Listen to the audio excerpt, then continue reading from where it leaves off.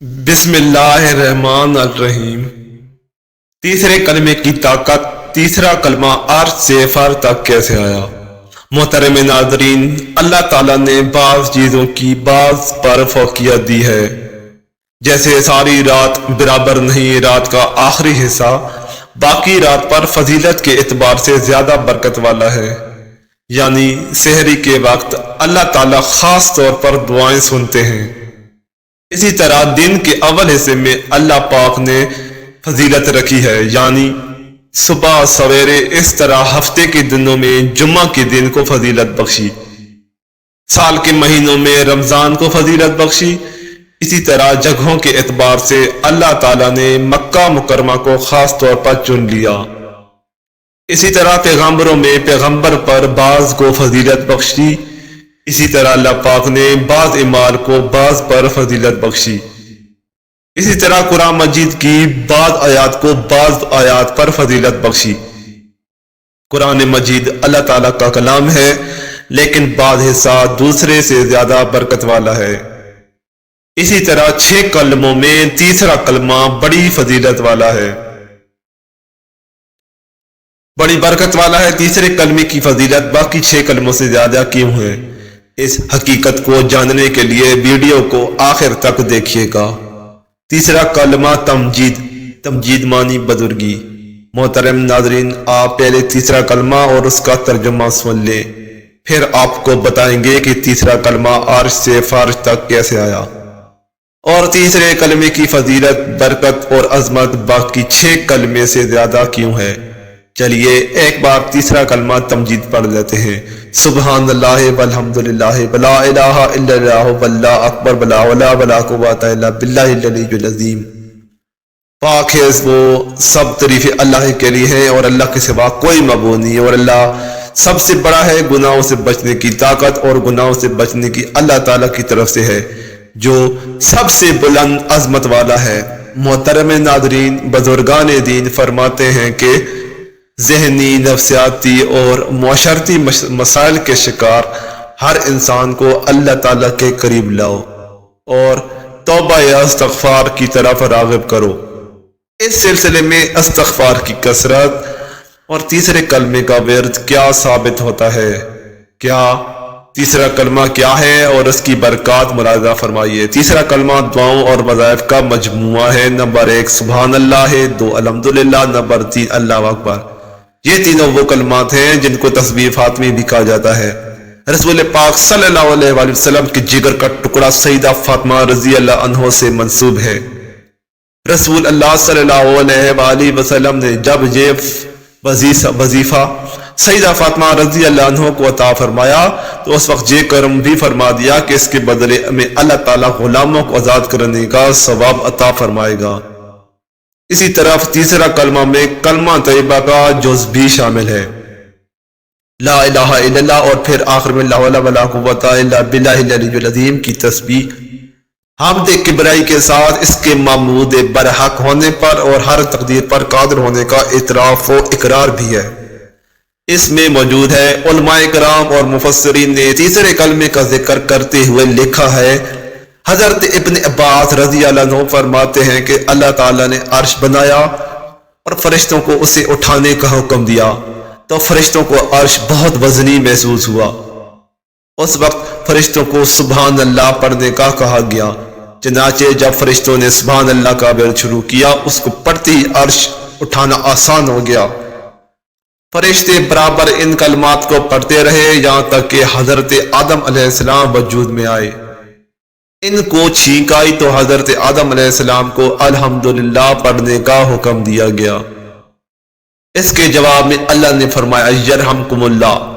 जब फरिश्तों ने हजरत आदम अलैहिस्सलाम से ये कलमा अल्हम्दुलिल्लाह सुना तो सुभान अल्लाह के साथ अल्हम्दुलिल्लाह भी पढ़ने लगे। फिर हजरत नूह अलैहिस्सलाम का ज़माना आया।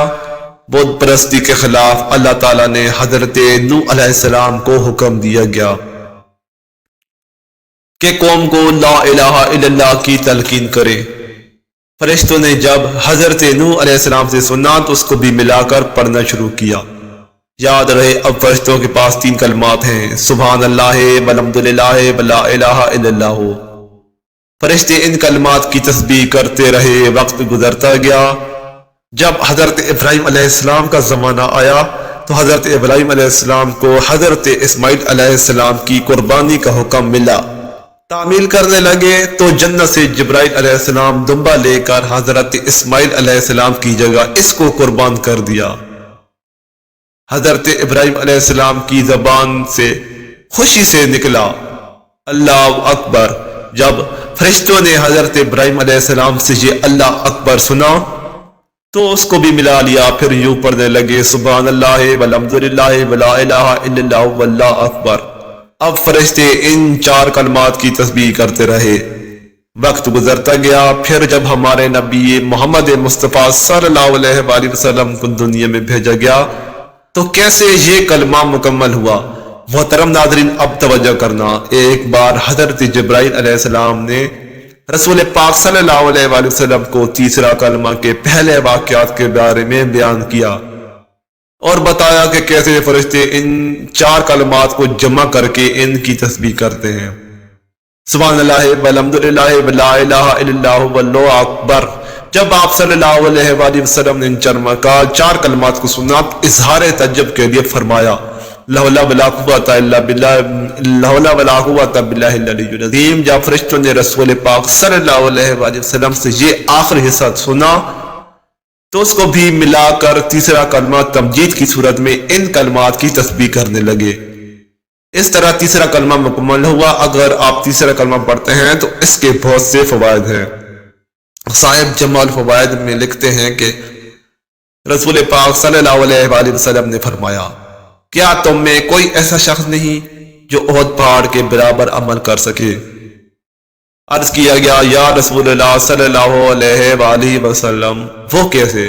تو عرض کیا گیا ہر شخص کر سکتا ہے، کیونکہ سبحان اللہ پڑھنے کا ثواب احد سے زیادہ ہے، الحمدللہ کا ثواب احد سے زیادہ ہے، لا الہ الا اللہ کا ثواب احد سے زیادہ ہے۔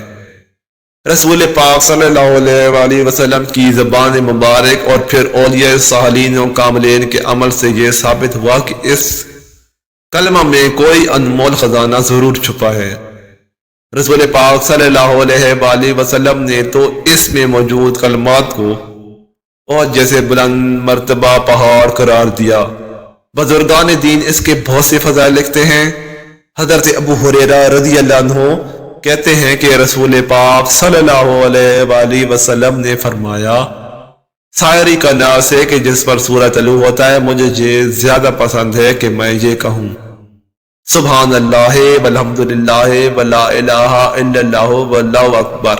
اللہ پاک ہے اور تمام تعریفات اللہ کے لیے ہیں اور اللہ کے علاوہ کوئی معبود برحق نہیں اور اللہ ہی سب سے بڑا ہے۔ اسی طرح ایک اور حضرت عبداللہ بن اوفی رضی اللہ عنہ سے روایت ہے کہ ایک شخص نے نبی پاک صلی اللہ علیہ وآلہ وسلم کی بارگاہ میں حاضر ہو کر عرض کیا میں قرآن سیکھنے کی استطاعت نہیں رکھتا، لہذا آپ مجھے وہ کلمات سکھائیے جو میرے لیے اس کے قائم مقام ہو جائے۔ تو آپ صلی اللہ علیہ وآلہ وسلم نے ان سے فرمایا کہا کرو سبحان اللہ والحمدللہ ولا الہ الا اللہ واللہ اکبر، لا حول ولا قوت الا باللہ العلی العظیم۔ اللہ پاک ہے، تمام تعریفیں اللہ تعالیٰ کے لیے ہیں اور اللہ کے سوا کوئی معبود نہیں، اللہ ہی سب سے بڑا ہے اور قدرت و طاقت صرف اللہ عظیم برتر کی مشیت سے ہی تو ہے۔